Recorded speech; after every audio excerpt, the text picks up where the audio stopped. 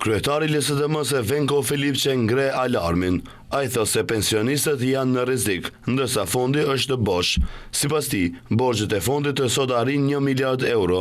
Për vitin 2026 do të nevojiten 62 miliard denar për pagesën e pensioneve, 2 fish më shumë se mjetet e nevojshme në vitin 2023, tha Filipçe. Ai akuzoi se më shumë se gjysma e mjeteve për pensione nuk vijnë nga vetë fondi, por subvencionon nga buxheti. Sipas tij, fondi nuk i ka parat dhe ngrihet pyetja se ku janë kontributet e punëtorëve dhe çfarë sigurie kanë pensionistët e ardhshëm.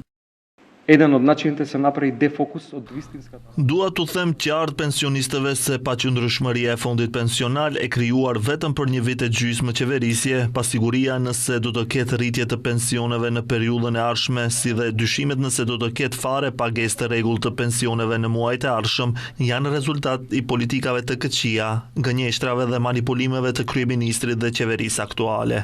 Ai paralajmëroi se sistemi pensional është sjellë në prag të kolapsit. Kritikat e Filipçes për qeverinë nuk mbaruan me kaq.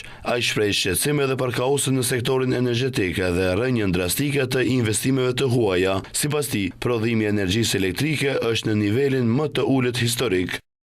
Smetam dhe ka prioritet.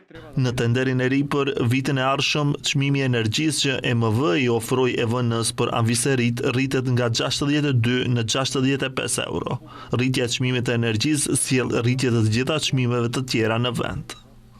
Ai tha se bilanci energjetik për vitin 2025 parashikonte 5100 gigawatt orë, ndërsa sipas raporteve të MEPS-s dhe MEMOS, deri në tetor janë prodhuar vetëm 2450, pra siç thot ai, më pak se 50% planifikuar me vetëm 2 muaj deri në fund të vitit, duke shtuar se EMV po punon me vetëm gjysmën e kapacitetit hidroenergjetik të vendit.